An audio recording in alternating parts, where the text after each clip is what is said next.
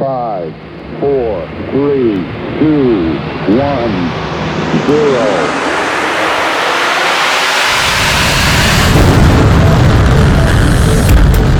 All engine running.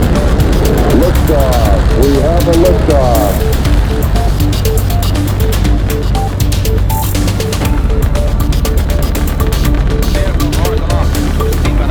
Its velocity is cut by 800 feet a second, working more directly against gravity than science. Reaching over 23,000 miles an hour, it carries to nearly 80,000 miles, 30 times as far as ever before.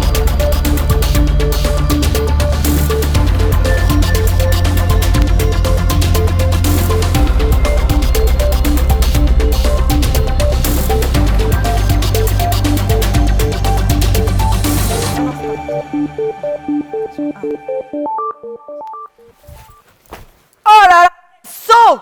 C'est incroyable, j'ai réussi à voler, mesdames et messieurs, Julien Millot. Alors, Julien Millot, qui a oublié son micro. Si j'ai mis ça, c'est pour vous donner un indice. Ça, c'est quelque chose que tu connais très bien, c'est un wingsuit. C'est exact. Et je pense que c'est la seule fois de ma vie que je vais le porter, parce que c'est seulement avec ça qu'il s'élance dans les airs, 100 à 150 sauts par an. Pour toi, c'est rien. Pour nous, c'est énorme. Donc, dans ta vie, tu adores l'air, Julien, et aujourd'hui, tu vas nous surprendre, mais vraiment, vous allez voir. À toi. Bonjour.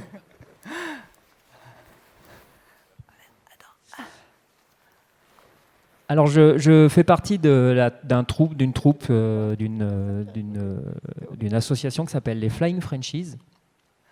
Je suis un des fondateurs de ce collectif. Et je vais vous présenter ce qu'on fait à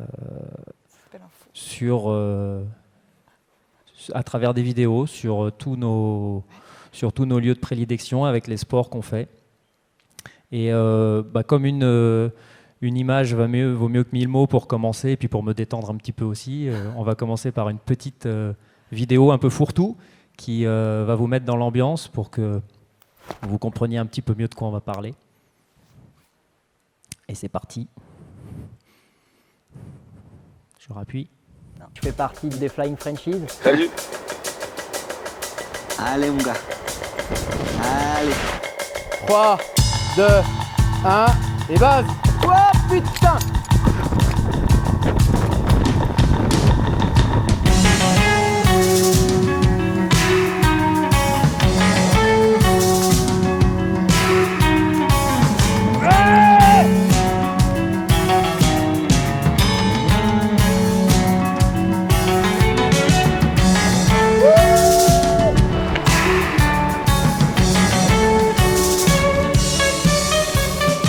Une nuit suspendue. En 2 jours, on est au sommet. C'est difficile de se dire que c'est du travail. Robert Palmer.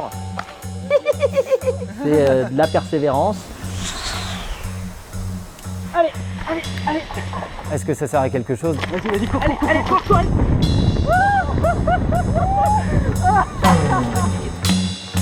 Le Belgium de nos jours souffre d'une image négative. Je vous encourage à avoir une pratique responsable.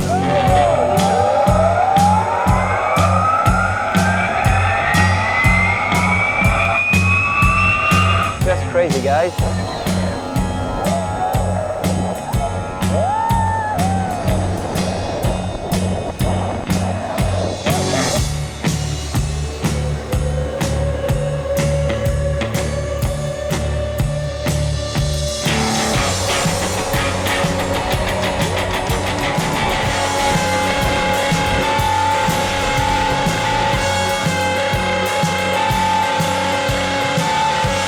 Dingue! Arrête de tes mamies!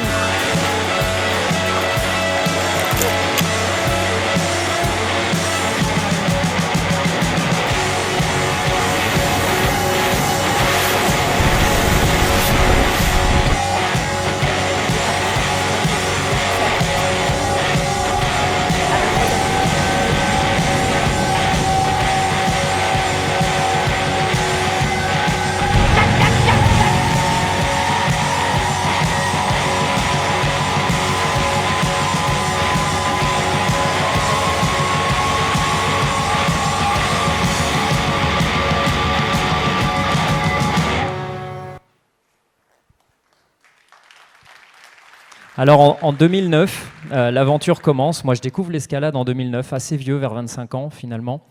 Je ne suis pas quelqu'un qui arrive de la montagne, donc je découvre l'escalade. Et assez vite, je m'aperçois que c'est ce qui me plaît, c'est d'être dans la montagne, parce qu'il n'y a pas de règles, c'est la nature, c'est indomptable, c'est infini, c'est énorme. Et on se sent tout petit là-dedans, on contrôle très peu de choses. Et assez vite, je me prends pour l'escalade, je me prends pour le sport de l'alpinisme. Et il y a ce sport-là qui est naissant en 2009 en France, qui s'appelle la slackline. Et la slackline, c'est ce petit bout de sangle-là, qui fait 2,5 cm de large, qu'on tend entre deux arbres, normalement, pour commencer. Et puis nous, en tant que grimpeurs alpinistes, on s'est tout de suite dit il faut aller le mettre dans les montagnes. Et il faut se mesurer au vide, parce qu'en escalade et en alpinisme, on regarde la paroi, on se tourne rarement et on regarde rarement le vide. Ou en tout cas, quand on le regarde, c'est pour vite retourner vers la falaise. Et là, avec la highline, on ne peut pas s'en empêcher, on est obligé d'être dans le vide.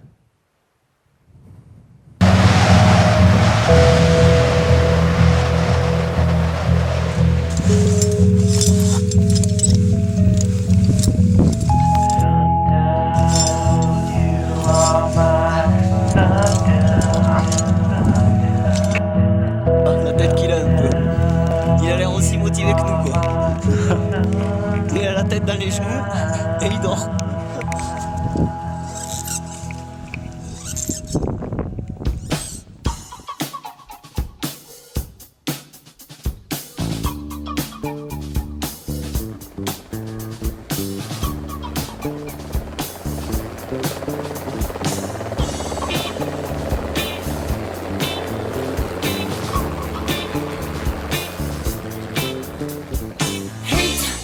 Not the feeling that keeps me alive. Hope is not the reason why I should survive. Love is not exactly a given by my son, baby. Let me just enjoy my bit of life.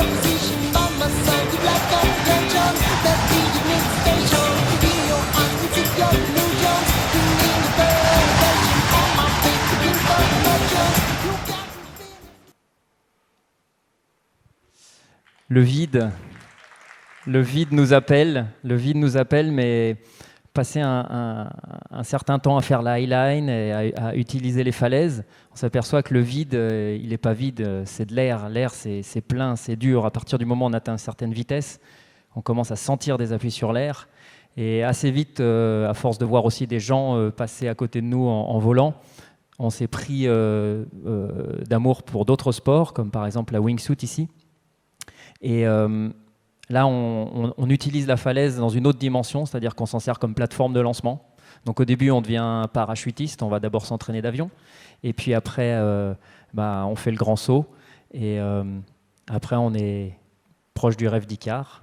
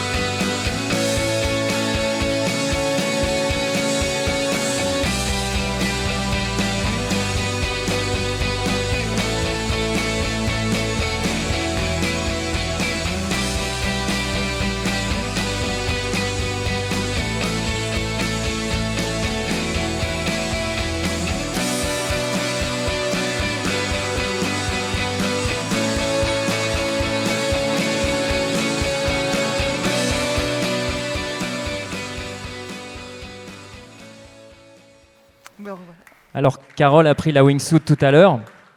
Donc voilà, là, on se sent vraiment... c'est pas comme dans un avion, parce qu'un avion, c'est une structure rigide. Un parapente, c'est une structure plus ou moins rigide. Là, t'es un oiseau. T'es un oiseau, t'es dans ton aéronef. Donc si tu écartes les jambes et que tu écartes les bras, vraiment ça crée la surface qui te permet de voler. Et les épaules, tu m'as dit. Voilà, les entrées d'air ici viennent gonfler la structure. On se retrouve comme dans un matelas gonflable, un petit peu mieux profilé qu'un matelas gonflable. Et dès qu'on veut faire un geste, ça va complètement impacter notre façon de voler. Donc il faut faire des gestes tout doucement. Il faut avoir confiance en soi, il faut s'entraîner et il faut imaginer, pour quelqu'un qu'on n'a jamais fait, que c'est à peu près comme on imagine que ce serait. C'est-à-dire que on veut aller par là, on fait ça, on veut aller par là, on fait ça. Ouais. Et c'est vraiment ça, on vole vraiment avec notre corps. Donc tu te lances comme ça dans le vide. Oui, c'est ça. Sans rien d'autre. Sans rien d'autre. Ouais. Et non. Alors J'ai oublié un petit truc, il faut un parachute quand même à la fin. C'est-à-dire, tu le places où? Derrière, tu as un sac à dos normalement. Un petit parachute. Là, ça te gêne si tu as des sangles. Hein. Voilà, et du coup, il faut tout enlever. En l'air? En l'air, une fois que le parachute est ouvert. Attends, oui, mais tu vois, on est un peu empêtré avec Voilà, donc on commence par les bras. Comme ça? Par les bras. Les jambes, ça marche aussi comme ça, on peut faire. On commence par les bras, comme ça après on peut aller contrôler son parachute. Ouais. Et après on commence par les jambes, comme ça on peut courir pour atterrir. Et tu peux atterrir n'importe où? Dès qu'il y a un champ, oui. Voilà, une route. On évite les arbres. Ouais, c'est mieux. Voilà. T'as déjà eu un arbre à l'atterrissage? Oui. Bam. Oui, oui. Bon, je te laisse terminer, mais n'hésitez pas à poser vos questions sur Slido. Je pense que vous en avez plein. Pour ceux qui ont un peu mal au cœur, restez. C'est pas terminé, mais vous pouvez fermer les yeux. À tout de suite. Alors, toutes ces premières vidéos, c'est vraiment des sports pris un par un qu'on fait d'une manière totalement normale en fait. C'est un cycle pour rester toujours avec un certain niveau de maîtrise. Et après, assez vite, ce qui est intéressant, c'est de mélanger les sports pour nous, parce qu'on cherche à trouver des esthétiques, à mélanger des choses qui normalement ne se mélangeraient pas ensemble. Comme là, par exemple, dans la prochaine vidéo, on essaye avec un collègue qui a donc une mini-voile, qui est censé voler lentement, alors que nous, on est censé voler rapidement. On essaye de trouver un domaine de vol où on va pouvoir se rejoindre en vol pour se tenir la main et montrer que c'est possible de rejoindre avec des aéronefs très différents. Voilà notre ami Jackman.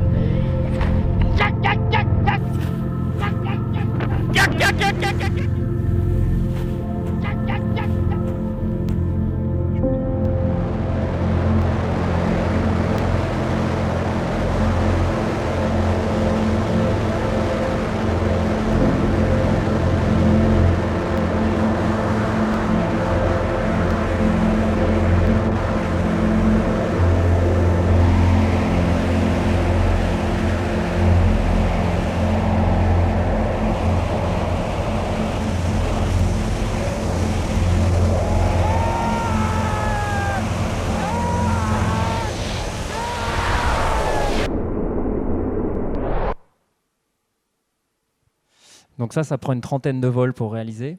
Et puis, en continuant, en mélangeant les choses, nous, on s'était dit, bon, marcher sur une slackline entre deux arbres, c'est assez facile. On y arrive au bout d'une heure ou deux, on arrive à faire nos premiers pas. Marcher sur une highline dans le vide, là, c'est un petit peu plus dur, mais c'est pas si dur pour des gens qui sont habitués au vide. Il s'est avéré qu'après nous, on a marché entre des montgolfières. Là, on commençait à utiliser des appareils qui volaient et qui sont plus accrochés au sol, c'est-à-dire que du coup, il y a d'autres problématiques. Les montgolfières montent, descendent, etc. Et puis, sur la prochaine vidéo, moi, cette image-là, je pensais qu'elle n'était pas possible. Je me suis dit un jour, non, mais c'est pas possible, on peut pas marcher entre deux parapentes. C'est trop dur. Et en fait, j'étais coincé dans mes certitudes, j'étais coincé dans éventuellement mon manque de maîtrise. Et c'est là qu'il y a des jeunes recrues chez nous, des amis qui sont venus avec des idées fraîches et des compétences en parapente, des compétences en slackline un petit peu plus élevées que les miennes. Et on a rendu cette image possible avec eux. Et au niveau des certitudes, ça m'a redébloqué des choses. C'est-à-dire, je me suis dit, non, mais en fait, il y a beaucoup de choses à imaginer. Et il ne faut jamais dire que c'est impossible. Il faut éventuellement se dire que c'est difficile, ça c'est sans aucun doute. Et surtout que c'est très extraordinaire, parce que là, c'est quelques pas avec des trentaines de vols pour arriver à faire quelques pas et une belle image.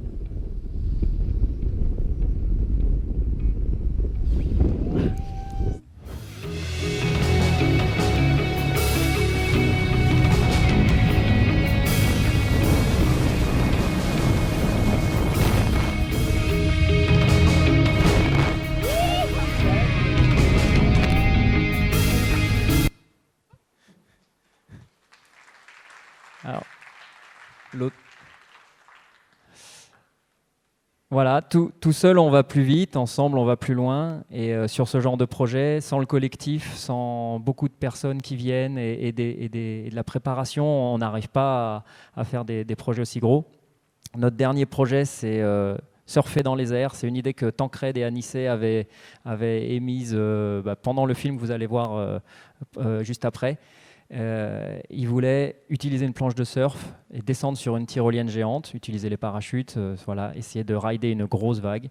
Donc là, on a un projet qui a duré 3 ans entre la première idée, la conception du surf et trouver les endroits, avoir les autorisations. Et on a fait une tyrolienne de 900 mètres de long, je ne sais pas si vous vous rendez compte, c'est Tour Eiffel Trocadéro, un petit peu plus long. Et elle était à 600 mètres de haut, donc 2 Tours Eiffel.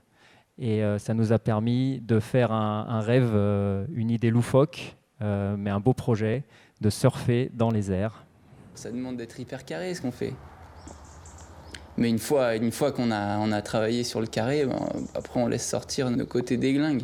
Radis, salade, poireaux.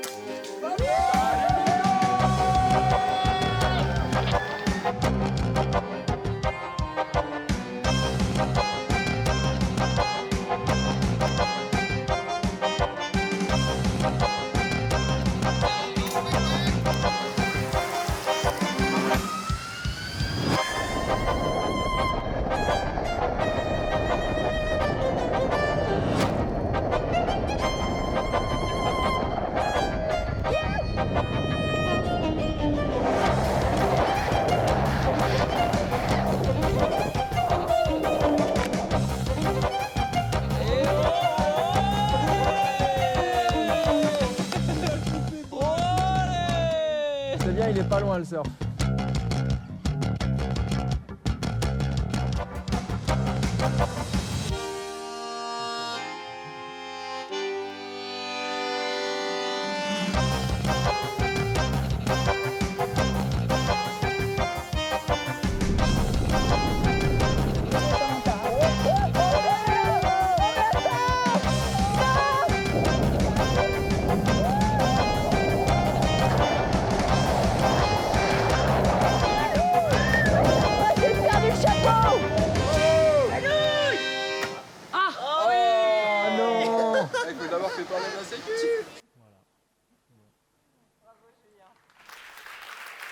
C'est exceptionnel quand même.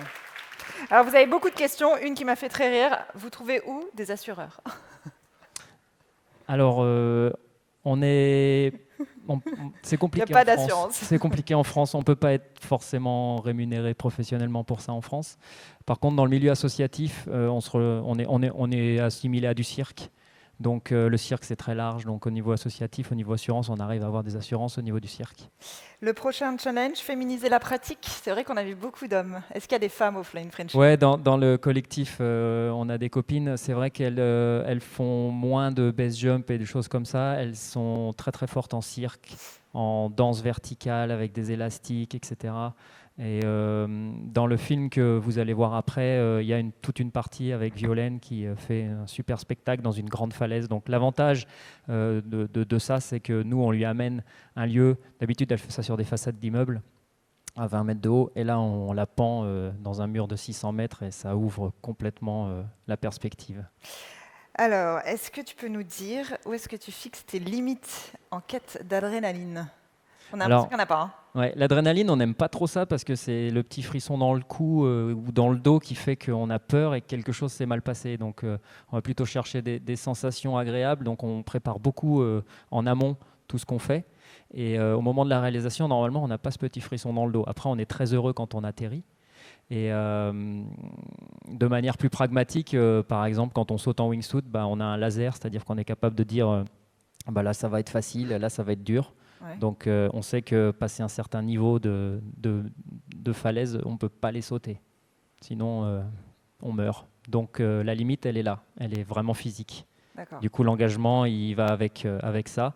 Et on sait où on en est par rapport à nos mesures vraiment réelles. Donc on rationalise le plus possible le processus. Parce qu'on va le dire maintenant, avant, tu étais ingénieur et tu as décidé de changer de vie. Qu'est-ce Ouais. qui t'allait pas dans ton ancienne vie? Ingénieur, je pense qu'on est toujours ingénieur, même si on fait Là, plus ça vraiment t'aide. ingénieur. Voilà. Heureusement que tu l'es. Ouais.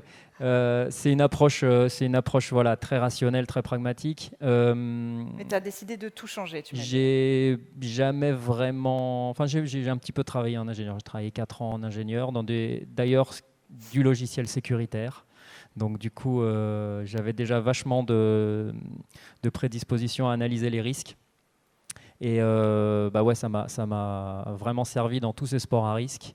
Parce que voilà, on n'a qu'une seule vie. On a l'impression que c'est un jeu vidéo, c'est très grisant. Et voilà, faut faire attention, faut essayer de repousser les limites, sachant que les limites, on ne sait pas où elles sont, quoi. Très bien. Et alors, une question qui va On n'est pas obligé de les repousser, d'ailleurs. quand même avec la suite de ce qu'on se raconte. Comment tu réussis à vivre de cette belle passion, du coup? Tu en vis ou pas? C'est ma première question. Comment dire? Moi, alors, jusqu'à la semaine dernière, j'avais une entreprise de slackline qui a fermé ses portes. Voilà, 15 ans d'entreprise qui se terminent pour des raisons diverses. Donc ça me permettait de payer mes factures. C'était une super aventure entre copains. Et voilà. Donc là, actuellement, je vais me réinventer totalement, sachant que j'ai déjà plein de pistes. Je suis débordé, en fait. Mais de toute façon, le collectif de Flying Frenchy peut intervenir dans des publicités. C'est ça aussi qui est assez rémunérateur pour vous, je crois. Alors, au niveau du collectif, ça tombe tout dans une association qui nous permet de financer des films. Et on ne se rémunère pas, nous, on ne peut pas se rémunérer. Donc on est vraiment, on a tous des vies à côté, c'est-à-dire qu'il y en a qui sont intermittents, qui vont faire des spectacles de cirque, il y en a qui vont monter des scènes, il y en a qui sont ingénieurs, il y en a qui travaillent, qui ont des métiers totalement normaux, sauf que voilà, sur des périodes de temps données, on fait un gros projet ensemble, tout le monde bloque la date et on part faire un joli truc. Il y a Animus qui dit qu'il préfère la pétanque, c'est moins dangereux. Tu fais la pétanque? Il faut faire attention à la balistique. Autre petite question, ça fait pas mal d'atterrir les pieds nus. Parce que c'est vrai qu'on vous voit beaucoup pieds nus dans les vidéos. Oui, ça c'est pratique. Normalement, si on tombe pas sur du verre pilé, ça va. Et on a en général des bons champs, donc c'est bien. Ta plus grande peur à toi? Prendre un crédit. Ah, c'est vrai, c'est ça. Non, mais t'as pas eu un jour une frayeur en vol, un truc, une petite anecdote comme ça où tu t'es dit, oula, là, c'est un peu risqué? J'ai eu un moment où j'ai eu à effectuer une manœuvre d'urgence. Ouais. Voilà. On sortait d'une cascade, ça s'est mal passé. Et ma wingsuit que tu avais là s'est mise à tourner comme un hélicoptère. Parce que voilà, j'ai été propulsé. Et là, on est à 5 à 10 secondes de taper par terre. Ouais. Et là, c'est l'instinct de survie qui fait et l'expérience qui fait qu'on fait ça. Et ça fait très peur. Mais en même temps, tu te dis que dans ton cortex primitif, tu as mentalisé la chose et ça te permet de te sauver la vie. Voilà. Ça fait très peur a posteriori. Dans l'action, on ne s'en rend pas compte. On ne s'en rend pas du tout compte. Alors, on va le dire, un des cofondateurs, c'est Tancred Meslay. Bien entendu, comme c'est un sport à risque, vous savez qu'il peut avoir des drames. C'était le cas, il a eu un accident avec une montgolfière. Est-ce que quand tu es en vol, toi, tu penses à ce risque, en plus parce que tu as perdu un ami? Bon, on évolue dans les Alpes, on évolue avec tous les montagnards, donc la mort, ça fait partie malheureusement du jeu de la montagne. On a beaucoup de copains qui meurent en montagne, c'est vraiment beaucoup. Et on accepte tous les risques. Là-bas, toutes les familles, elles acceptent ça. Donc c'est pas morbide, la mort chez nous, c'est pas quelque chose de grave, c'est pas quelque chose de morbide. C'est douloureux, on fait des deuils. Vraiment, on n'est pas différent des autres personnes quand ça nous tombe dessus.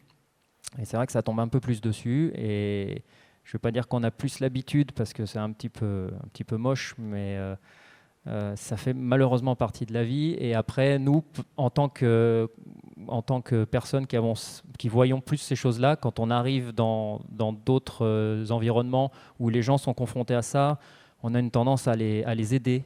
Moi, j'ai vu ça récemment avec ma grand-mère qui est décédée. Les gens sont effondrés. Et en fait, toi, tu leur expliques que ça fait partie du jeu et que ça va se finir pour tout le monde et qu'il ne faut pas éluder cette partie-là parce qu'elle existe, elle est là, quoi. Ok, pour finir sur une dernière question positive, est-ce qu'il y a un prochain sport pour les Flying Frenchy? On a vu que vous vouliez faire comme un surf dans l'air. Est-ce qu'il y a autre chose, un autre projet en cours? On a des projets toujours aériens. On a des projets avec la wingsuit où on essaye d'enlever le parachute. Donc de voler sans le parachute, juste avec la wingsuit. Techniquement, c'est possible. Techniquement, c'est possible. Voilà, on garde des projets un peu sous le coude. C'est l'atterrissage qui est compliqué, c'est ça? Voilà, c'est ça. Parce que tu arrives vite. Le problème, c'est l'atterrissage. Et puis, du coup, après, on a par exemple, si vous vous rappelez, la personne à ski avec qui on fait de la wingsuit, maintenant, on développe ça en tandem, c'est-à-dire qu'on prend un passager qui ne sait pas voler et on lui offre ça, c'est-à-dire qu'il peut venir avec nous voler à la même vitesse que nous. Ça tombe bien, Gilbert Montagnier, qui est dans la salle apparemment, veut en faire avec toi. Avec plaisir. Donc tu peux voir Gilbert à la sortie pour le saut. Voilà. Bon, merci beaucoup Julien. À présent, si vous avez aimé ce que fait Julien, restez avec nous parce qu'on va avoir un film que vous avez réalisé, ça s'appelle Retour au fjord. C'est une extraordinaire aventure, toujours dans cette bonne humeur, toujours des projets fous. Donc là, vous avez le film, après vous avez la cérémonie des French IoT Awards, la pause déj, vous avez un petit déj lyophilisé, je crois, qui vous attend, et on se retrouve juste après. Merci. Merci.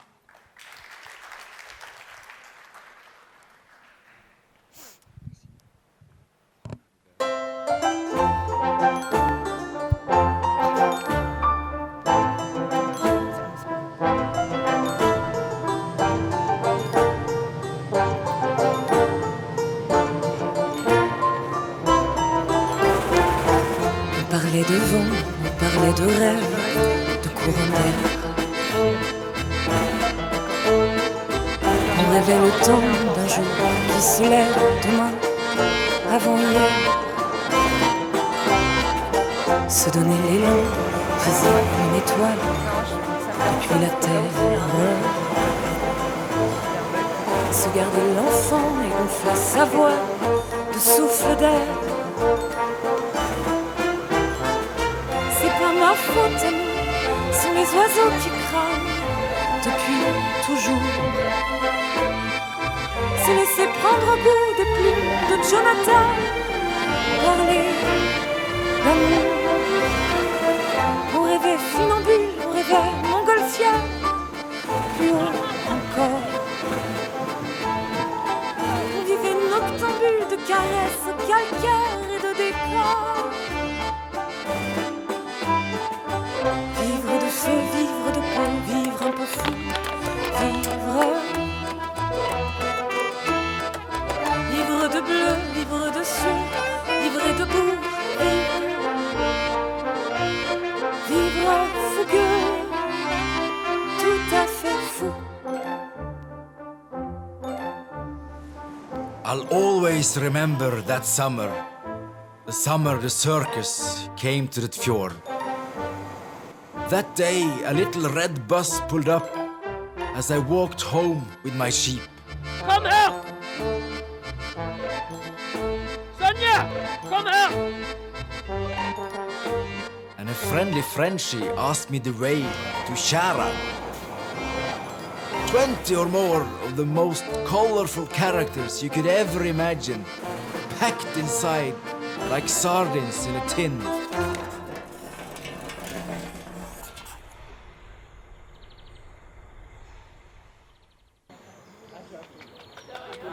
Oh, very good. How many people? 20 people. 20.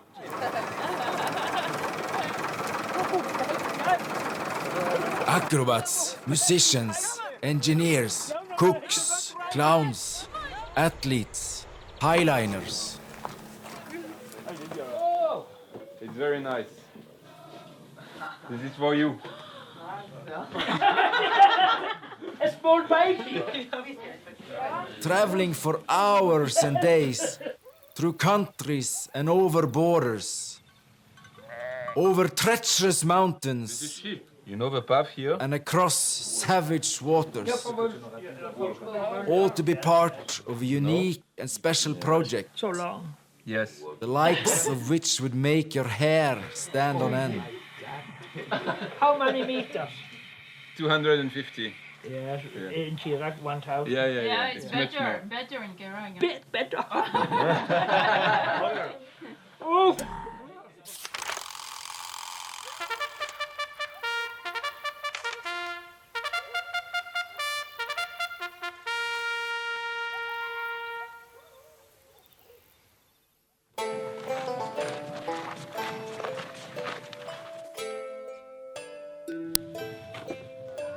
La glacière, c'est le frigo. En fait, il commence à y faire un peu chaud en Norvège. On s'attendait à avoir du froid et puis finalement, il fait pas froid du tout. Sans EDF. Ça marche très bien. Olé. Magnifique. Je fais juste du parapente, moi je suis assez solitaire, du coup je vais souvent voler tout seul. Puis grâce à Julien, je rencontre un peu du monde, je rencontre tout ce milieu du cirque et de la montagne maintenant. J'adore, ouais, je suis super bien dans ce groupe.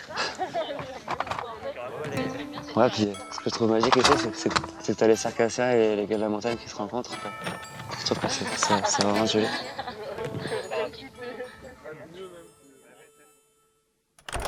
Weeks and months before, the preparations had begun, with intricate calculations and countless adjustments, even before the first tests could be made. Banging and welding, sawing and screwing, trying and testing, discussing and modifying. Until at last, there were no more changes to be made. Time had come to set out on the road and on the most amazing of adventures.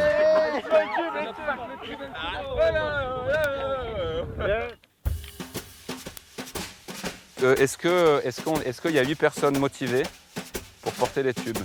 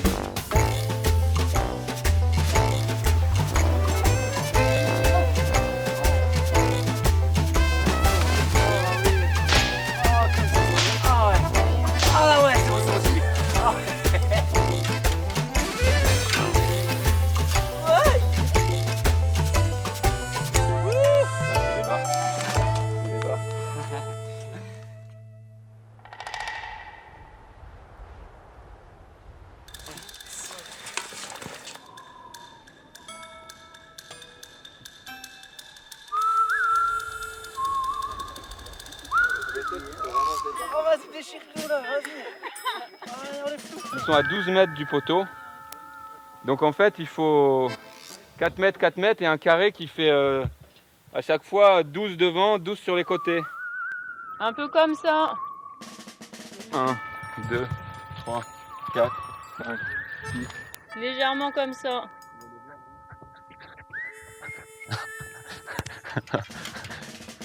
Ça on le verra après, on a le temps. Non, on est bon, on est bon, on est bon. Allez-y, allez-y, avalez, Thomas, avalez du mouflage. Allez pas trop vite. Non mais tu sais qu'au début c'est impressionnant, mais après tu t'y fais. Hein.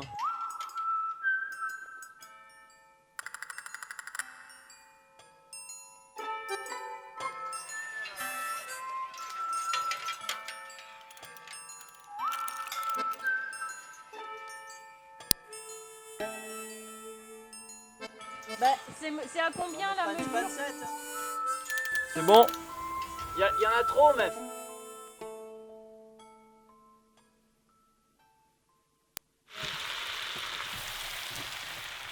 Ben, c'était une bande de copains enfin avec qui je grimpais il y a 4-5 ans. Je les ai retrouvés dans un festival l'année dernière. Et du coup ils m'ont parlé de ce projet et ils cherchaient une cuisinière. Bah, là-bas, je suis pas du tout cuisinière, mais je leur ai dit, bon, allez, si vous voulez.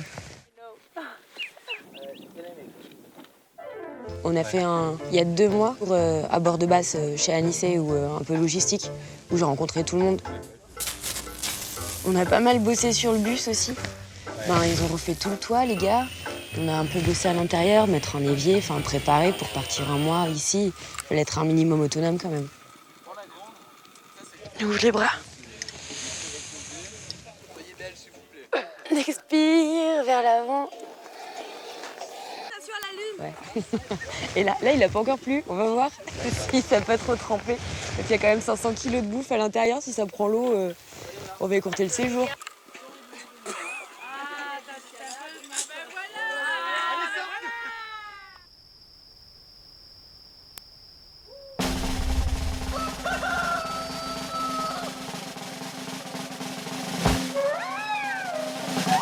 En grande forme ce matin. C'est parti, et c'est parti, rondade, voilà. Flip. Parfait, voilà, donc premier exemple, voilà, on s'élance, petit sursaut, rondade, flip, flip, pointe de pied, bravo.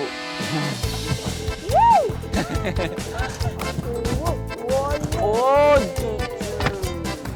un salto, trop salto. Et un salto, plus haut, plus haut. Oh, ça fait mal.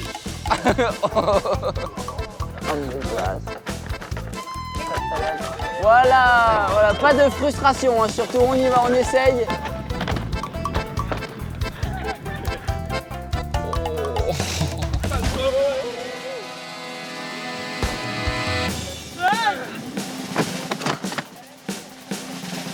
Ok, good, very good. L'auréole? L'auréole? Parce que je le vaux bien. Total loca, que encontrar un membre supérieur.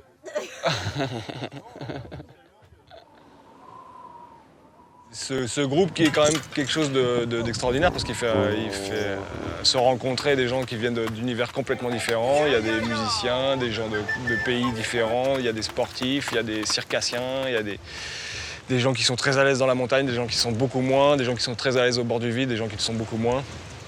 Et cette rencontre et ces conditions un peu extrêmes de temps, de relief, ça fait que chacun inspire l'autre. Et donc on se retrouve à se dire, bah tiens, je pourrais faire un saut pendulaire énorme alors que ça ne me serait jamais venu à l'idée.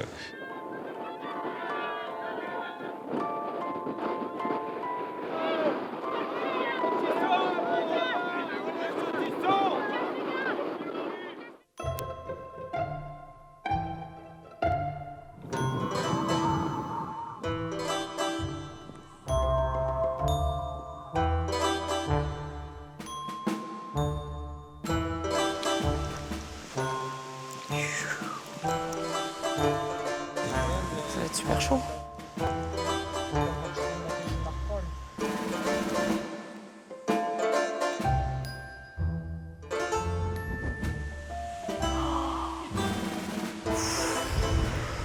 Le plus chaud, c'est de regarder devant, là. Une fois que t'as poussé, c'est décontracté. T'es là, bam, tête levée et t'apprécies. Ah bah non, tu le jettes? Non, moi j'ai assez de trucs, là. Allez. Faut pas réfléchir, là. Ouais. Radis, salade, poireaux.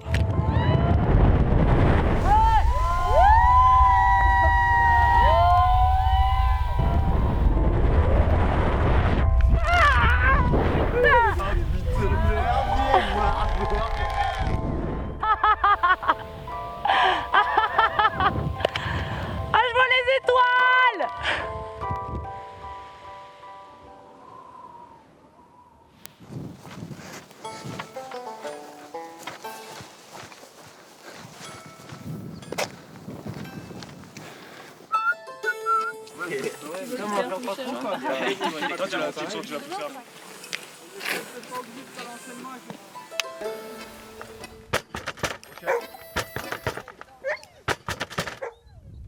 Qui veut venir, vient, quoi, en fait. Et il y a des gens qui avaient des choses à apporter, donc qui étaient musiciens ou qui étaient artistes ou qui voulaient s'exprimer.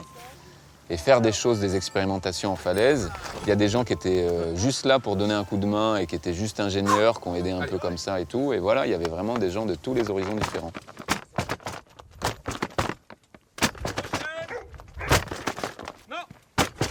Prochaine.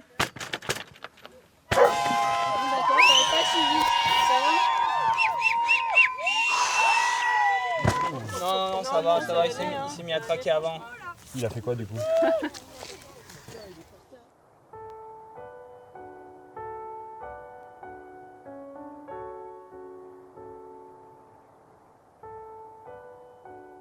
Ouais, c'est complètement décalé en fait. C'est des pratiques qui n'ont pas raison d'être en fait ici et que tu amènes en falaise et les gens viennent se balader et ils tombent sur ça et ils se disent mais qu'est-ce que ça fout là quoi? Qu'est-ce que ça fout là? Et ça c'est extra quoi. C'est génial. C'est ce que j'aime bien aussi dans la danse verticale quand tu joues sur des façades en ville et que sur le passage il y a une petite mamie qui sort de chez elle le matin, elle va acheter son pain. Et en fait, elle passe tous les jours là, et en fait, il se passe jamais rien. Puis un jour, elle passe, et puis il y a des gens qui sont suspendus et qui sont en train de danser sur les murs, quoi. Et ça c'est génial, quoi. D'offrir ça à ces gens qui vont pas forcément franchir les portes d'un théâtre et aller voir des spectacles. Et en fait, juste, tu les surprends dans leur quotidien. Et...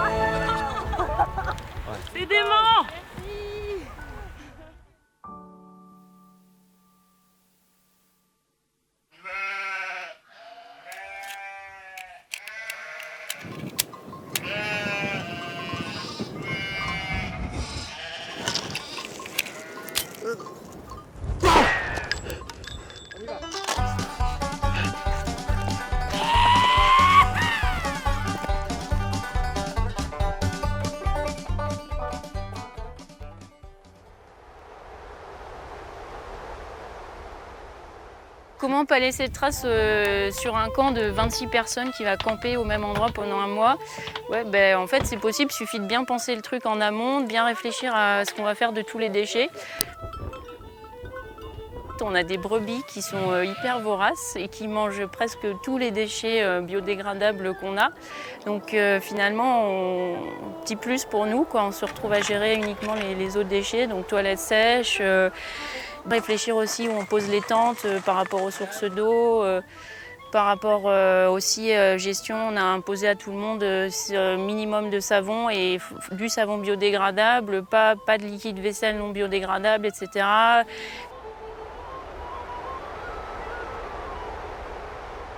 Le bus, c'est devenu un peu un abri en fait. À la base, on pensait que ça allait être plutôt le coin cuisine, mais vu la météo qu'on a ici, c'est devenu plutôt la cuisine plus la salle vivante, on va dire, à 30 personnes dedans.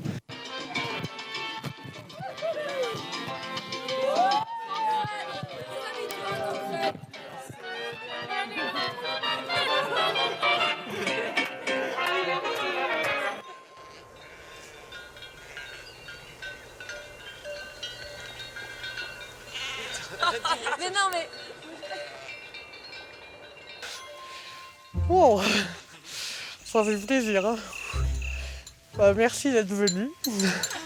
Alors, en fait, je vous ai réunis pour vous raconter une aventure, un trip, mon trip. Alors, comme je suis une femme moderne, il n'y a pas longtemps, j'ai acheté un ordinateur. Et j'ai regardé le truc moderne, j'ai demandé aux gens modernes qu'est-ce qu'on fait, qu'est-ce qu'il faut regarder comme truc moderne. Et là, ils m'ont dit, il faut regarder les films les films de base jump.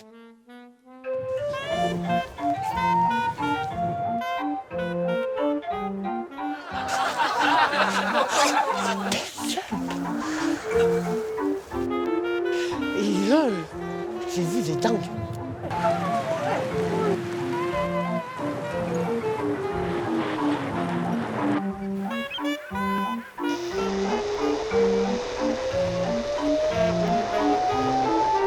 Des mecs comme ça, un peu comme Freddy, tu vois. Je suis sûr. Et ils montent sur les falaises, ils enfilent des combinaisons volantes, comme des super-héros de mon enfance, là, comme, tu vois, comment ils s'appellent ça Albator, Albator, capitaine de l'espace. Nanana, nanana.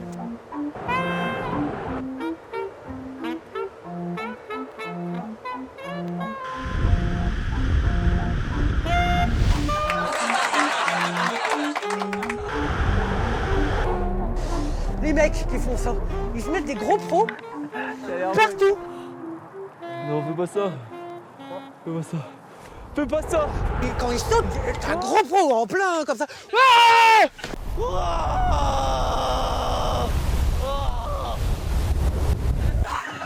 comme ça, tu vois les mecs comme ça. Après, une grosse pro là, et ça fait...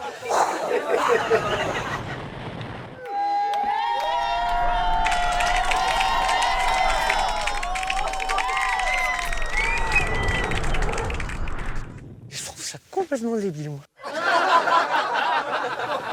Alors moi, j'ai dit aux gens modernes, je dis, c'est débile. C'est pas du tout moderne, du coup. Et là, il y en a deux, des vrais. Ils sont venus chez moi. Anissé et Tancred. J'aurais chanté Albator, Albator. Ils ont rien compris.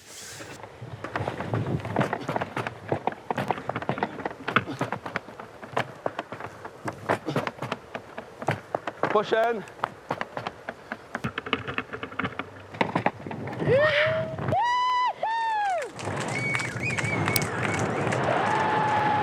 Prochaine.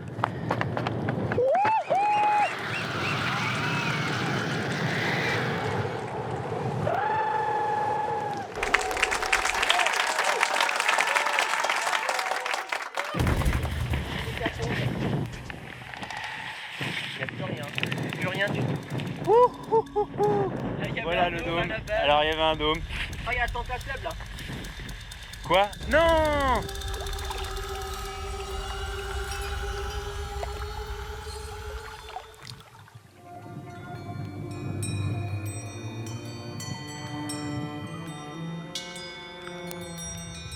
A bien chopé la pluie. Je pense ce qui s'est passé, c'est qu'on a mal attaché la tente. Voilà. Elle a mal été arrimée. Il y avait une tente qui était en bord de falaise, elle était là pour stocker le matériel en bord de falaise. Parce que le camp et le bord de falaise, c'est à 6 km. Et même sur mon chapeau.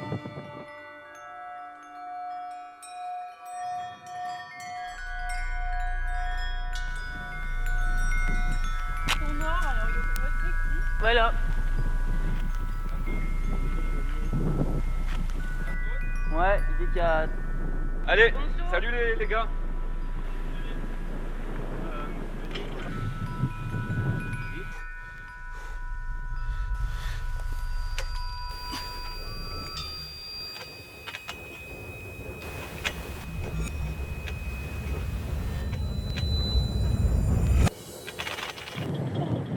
Oh le salaud!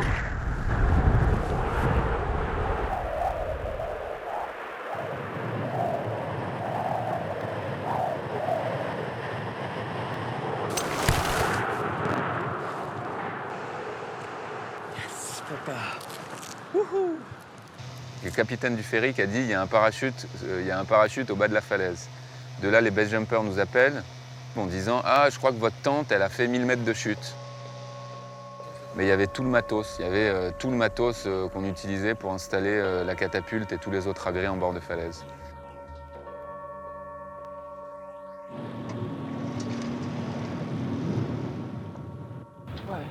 il n'y avait rien du tout. On n'a rien récupéré à part la tente et trois babioles.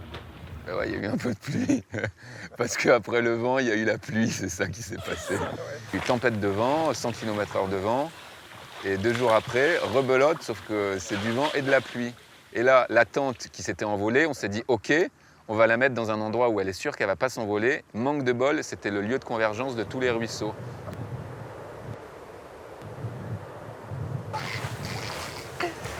Les gars. Le perfo. Ouais, les perfos. Cherche le perfo, cherche. Allez, cherche. Oh, du pain. Oh, ça faisait tellement longtemps. Oh.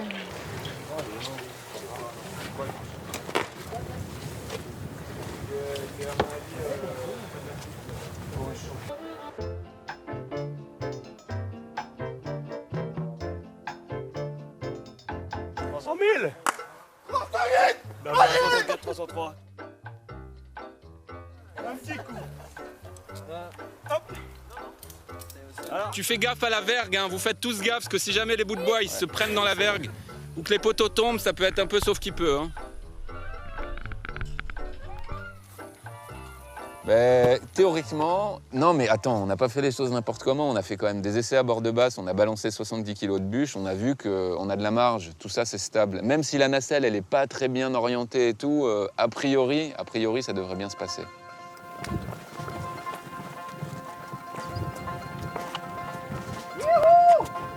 On a essayé de le calculer, c'est des calculs hyper complexes avec des équations différentielles. A priori, en fait, ce qui se passe, c'est vrai que quand t'es dans la nacelle, potentiellement, t'as la vergue, qui est le dernier auban, qui est en plein milieu de la trajectoire. Normalement, on passe à 1,50 m, on l'a calculé.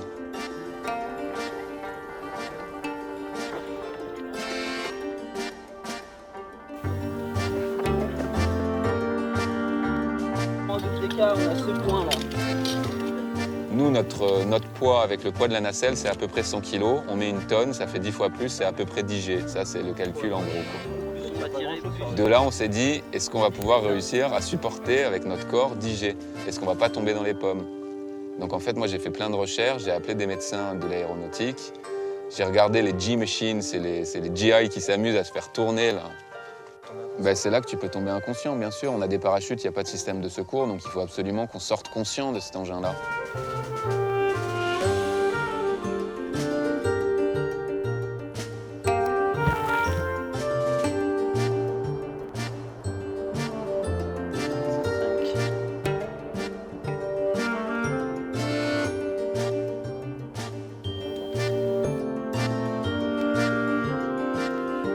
On peut y aller, y a personne.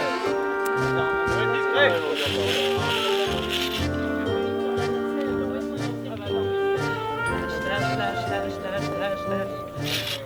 Allez, on tire.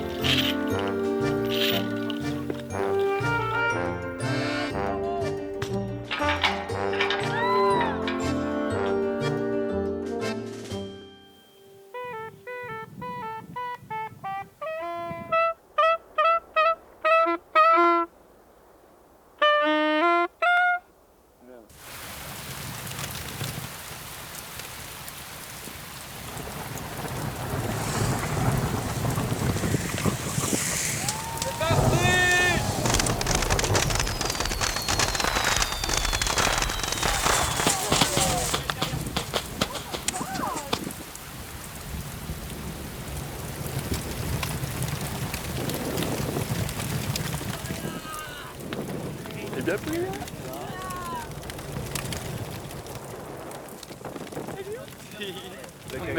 Italien. Ah, tu voudrais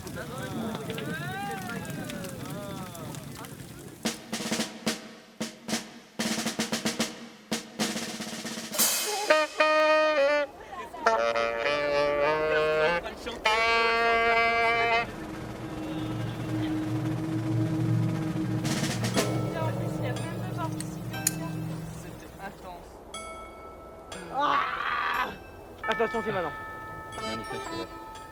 Tu laisses faire? Vas-y, vas-y. C'est bon, c'est réglé.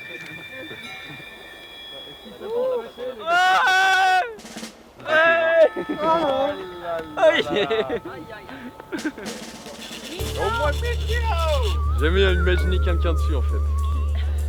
Bah profite, hein, mec. Ouais, il y a une partie de moi qui me dit je suis quand même plus responsable, donc il faut que je sois premier. Si jamais il y a un problème, c'est sur moi que ça tombe. Et il y a une partie de moi qui est soulagée parce que c'est quelqu'un d'autre qui essaie avant moi, quoi, tu vois. Évidemment.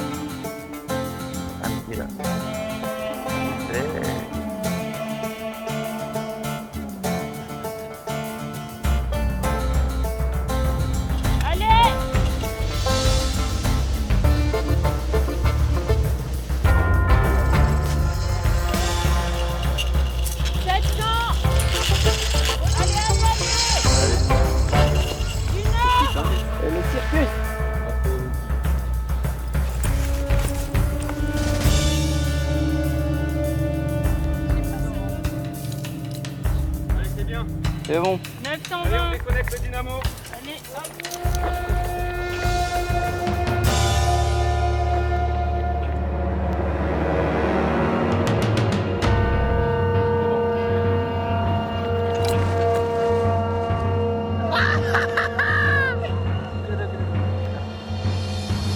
Pour moi, c'est bon.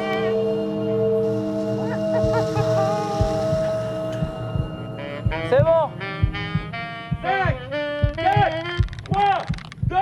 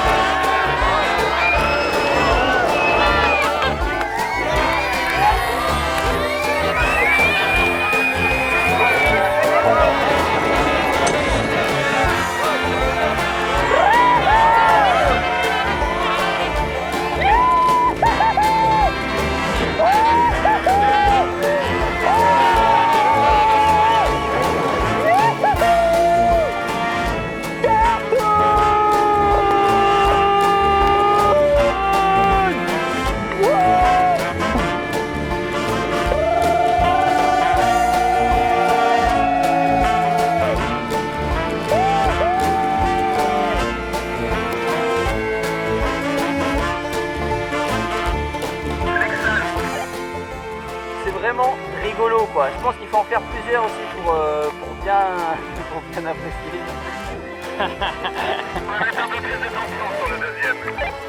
Il n'y a pas de souci, je valide, tu peux mettre le mouflage à blinde.